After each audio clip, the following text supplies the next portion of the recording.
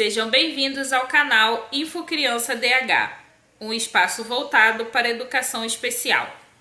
E no vídeo de hoje nós vamos ter a presença da psicóloga Eduarda Rocha, do Instituto Nacional de Educação de Surdos. Ela vai falar um pouquinho para a gente sobre o que é a instituição, com que eles trabalham e que conselhos eles dão para a educação da criança surda. E se você gosta desse tipo de conteúdo, não esqueça de deixar o seu like, compartilhar com quem você gosta e se tiver alguma dúvida, não esqueça de deixar aqui nos comentários pra gente, tá bom?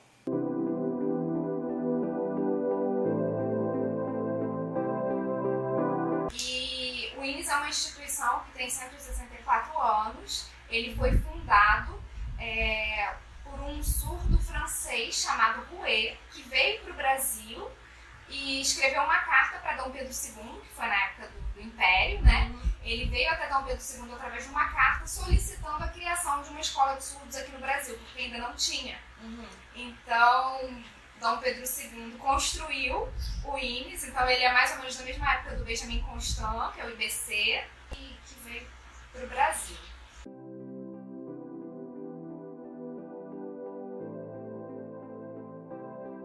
E naquela época, né, no início, a educação dos surdos era orientada muito por um viés oralista. O método era o oralismo, né? Falar de educação dos surdos já é importante fazer essa distinção, que tem algumas visões diferentes.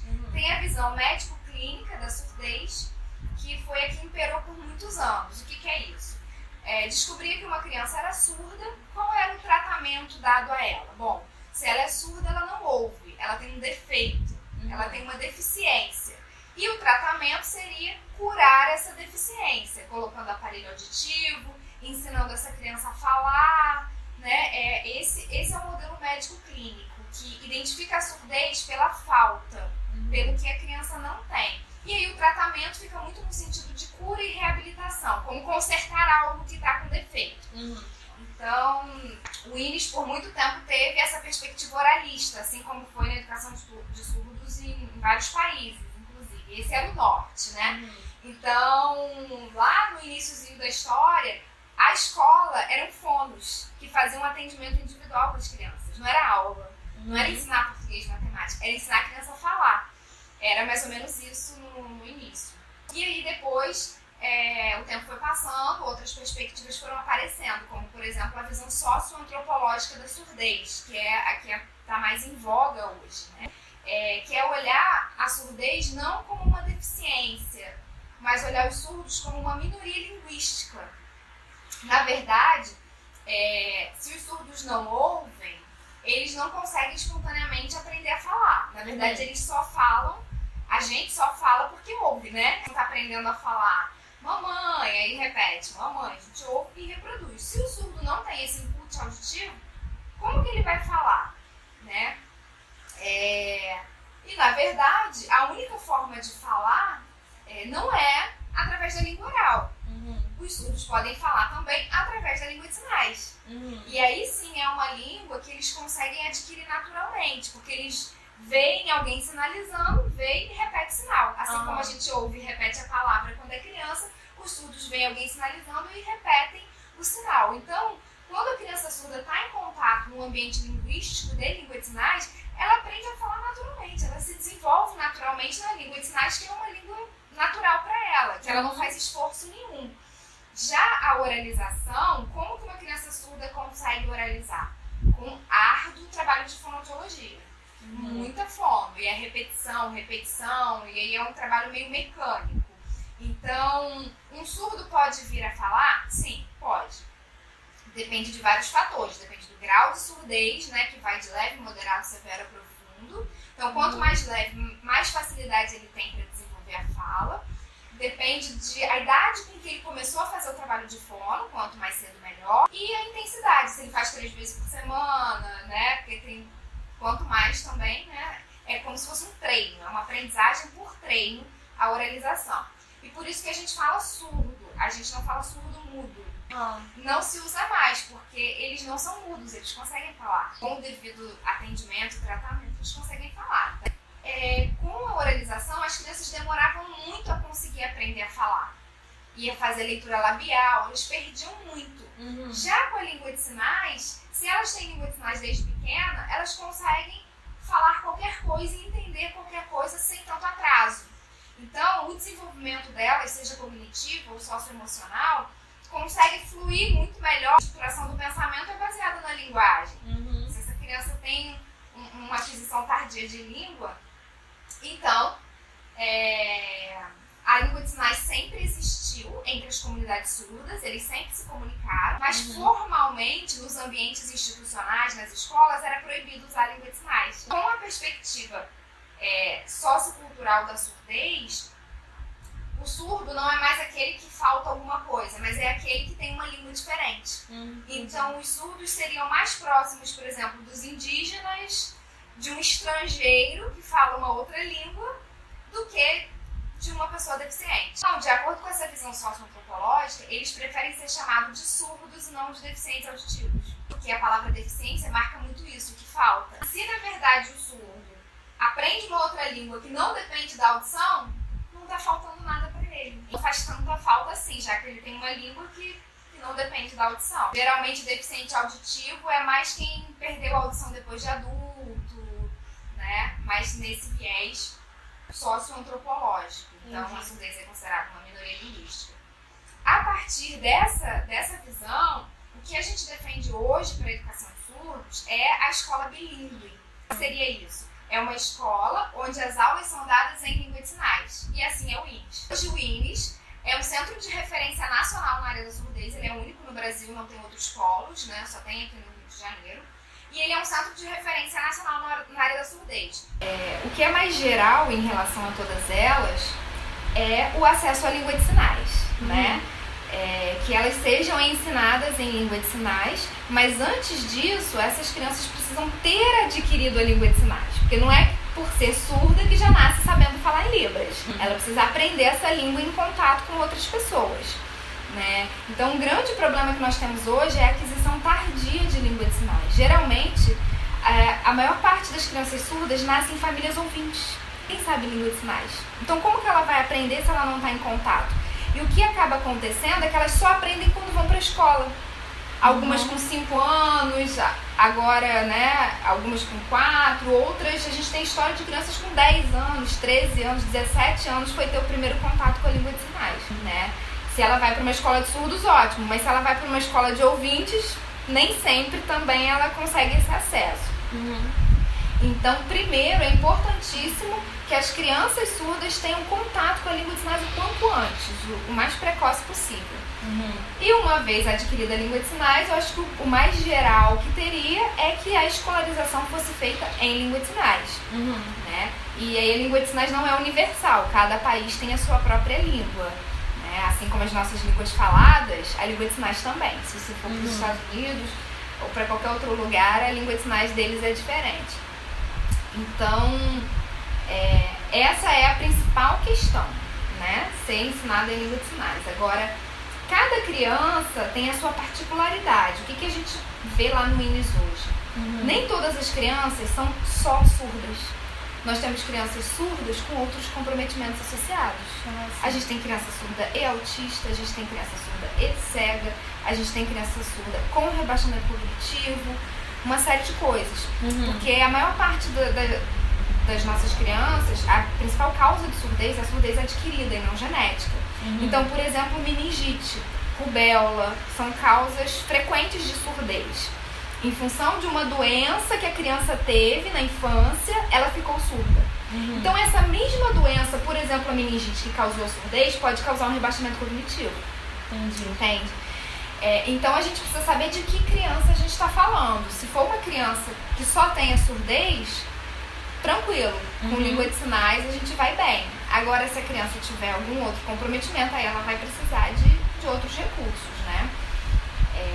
E aí, na língua de sinais, a gente vai vendo quais são, como você colocou aí, as técnicas ou metodologias.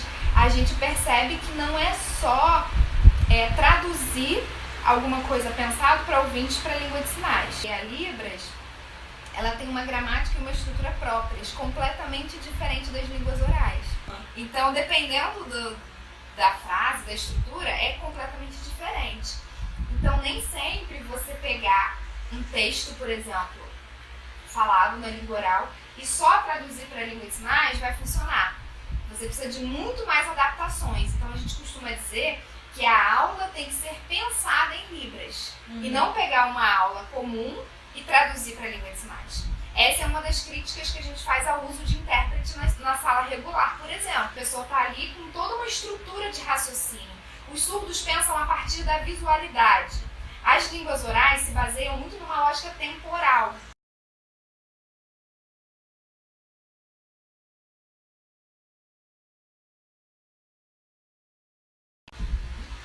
O principal é saber Libras, né? Tem que fazer um curso de Libras, tem que aprender Libras e conhecer um pouco do que a gente chama de cultura surda, né? Que é como o surdo funciona, como o surdo pensa. Então ele tem que estudar um pouquinho sobre o que é a surdez, ler essas abordagens, como eu falei, o que é um viés médico-clínico, o que é um viés socioantropológico, o que o surdo é capaz, o que ele não é, até onde ele pode, até onde ele não pode, para que o professor ou quem vai trabalhar com o surdo não fique baseado em estereótipos, baseado no senso comum. O surdo não pode fazer isso, o surdo é assim. Então, realmente estudar. Primeiro conhecer Libras e conhecer o campo, estudar a área da surdez, ler textos, ler artigos de professores dessas diferentes áreas, né?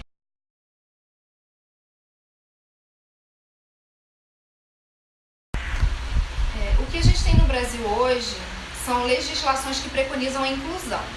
Né? Toda a nossa legislação na área educacional fala que as crianças devem estar incluídas em salas de aulas regulares ou em escolas regulares. Inclusive, se eu não me engano, foi em 2011, nós tivemos o fechamento de várias escolas especiais para surdos pelo Brasil, por causa da lei da inclusão, né? E o nosso colégio de aplicação quase foi fechado. Veio um representante da CECADI, mas veio ao INES e a diretriz do MEC, do Ministério da Educação, era fechar todas as escolas especiais. Então, é isso que a gente vive hoje. É a lei que a gente tem hoje, com todas as escolas fechando e as crianças sendo incluídas nas escolas regulares. Qual é a minha experiência da inclusão dos surdos na escola regular? Bom, primeiro, que a mãe tenta matricular e a escola não tem suporte para atender as crianças, né? A inclusão é linda no papel, mas na prática não funciona. A criança surda chega na escola e não tem ninguém preparado, ninguém que saiba Libras, ninguém que entenda de surdo, para acolher aquela criança. Segundo, não tem intérprete. Muitas crianças têm essa dificuldade, entram na escola e a escola não tem intérprete. Se não tem intérprete, como é que ela vai ter acesso aos conteúdos escolares, né? Se ela não fala a outra língua. Então, essa é uma realidade no Brasil. Determinou-se que incluísse, mas não preparou as escolas para receber essas crianças. Então, esse é um ponto. E segundo, mesmo que houvesse um professor lá que soubesse Libras e um intérprete, a gente percebe que essa não é a melhor forma. Quando tem um intérprete em sala de aula, acaba que o aluno é do intérprete, não do professor. Dá aula para os seus 30 alunos ouvintes e o intérprete dá aula para o surdo. Acaba ficando muito na responsabilidade do intérprete assumir toda a responsabilidade daquela criança.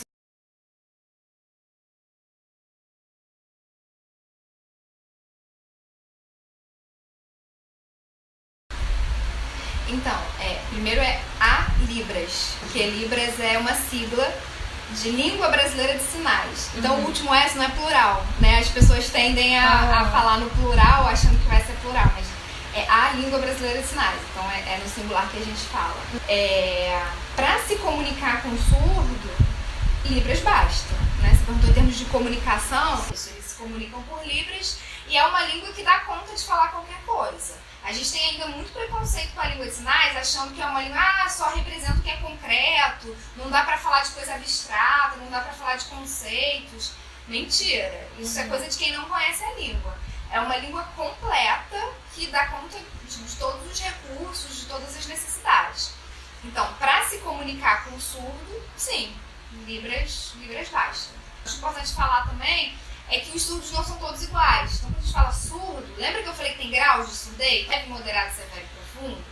A pessoa com surdez leve coloca um aparelho auditivo e consegue viver a vida normal, consegue falar, consegue ouvir, sem o menor problema. Então, isso tudo que eu tô falando são, em geral, para surdos severos e profundos. Aqueles que nasceram surdos e têm uma surdez severa e profunda, às vezes moderada numa orelha e severa e profunda da outra. Aí sim eles vão precisar realmente da língua de sinais. Porque a gente está falando de surdo, mas, por exemplo, uma criança com surdez leve, a dinâmica é diferente. Essa sim tem que ser incluída numa escola regular, porque ela vai botar um aparelho auditivo.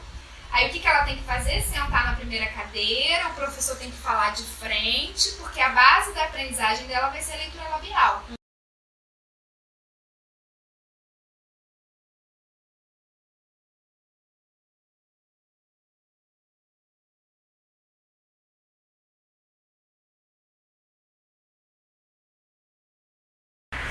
Eu achei ótimo porque deu visibilidade ao tema, né? A gente costuma brincar que surdez é uma deficiência invisível. Porque se você encontra com um surdo na rua, você não sabe que ele é surdo. A menos que você veja ele falando em língua de sinais. Mas se você olha a pessoa, você não descobre. Mesmo com os avanços da legislação, por exemplo, a lei de acessibilidade, a gente continua sem ver os intérpretes nos espaços. Agora, pela primeira vez na campanha política, a gente está vendo janelinha de Libras, isso está bastante difundido. Então, graças a Deus, isso é um ganho. Mas a gente já tem uma lei que prevê que em qualquer repartição que o surdo chegar para ser atendido, ele tem o direito de ter um intérprete. Isso já é garantido por lei, é direito do surdo, ele chegar para ser atendido num banco, no correio, qualquer lugar ter um intérprete. Não tem, eles sofrem. A mesma lei de acessibilidade que prevê rampa para cadeirante, qual seria a acessibilidade para o surdo? Não é uma acessibilidade física, mas é uma acessibilidade de informação. Então, assim como tem que ter a rampa para o cadeirante, tem que ter o intérprete de Libras para o surdo.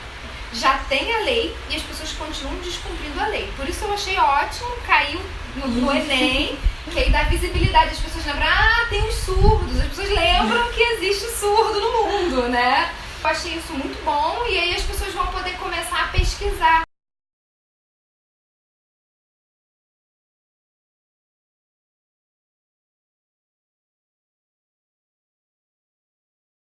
Não tem sido nem um pouco eficaz, nem um pouco, né? Na inclusão social, que era para ter intérprete, né? Em todos os lugares não tem. Na televisão, né? Não tem.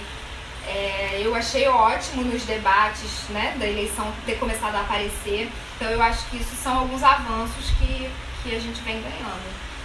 Mas o Brasil não é eficaz na inclusão social, como eu falei, porque deveria ter um intérprete, e na inclusão educacional, porque lançaram uma diretriz que todo mundo tem que ser incluído e tem que fechar as escolas especiais. Então eu acho que isso não é ser eficaz.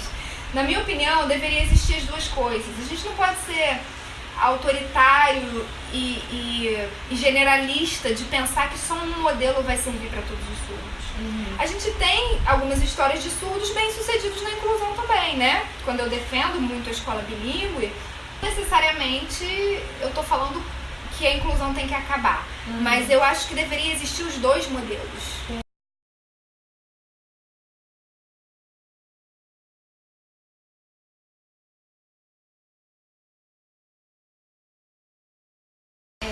Eu espero que a gente tenha avanços, né?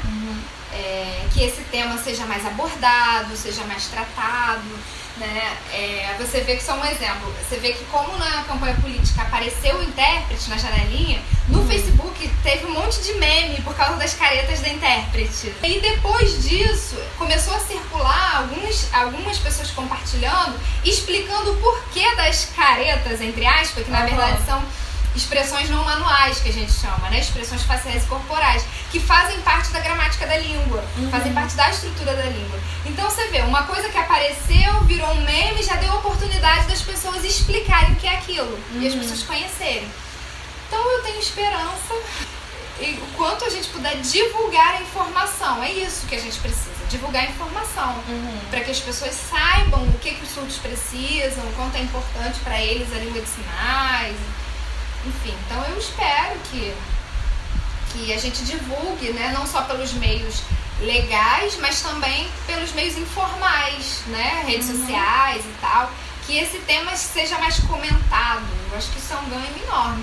E os movimentos sociais surdos vão continuar, né? Assim como tem os movimentos da minoria, o movimento negro, o movimento LGBT, vários movimentos sociais, tem também o movimento surdo, né? Eles fizeram a caminhada, passeata do orgulho surdo e tal. Eles têm lá toda uma reivindicação de um movimento político também. Então eu acho que somando forças, assim, o movimento seguindo, televisão e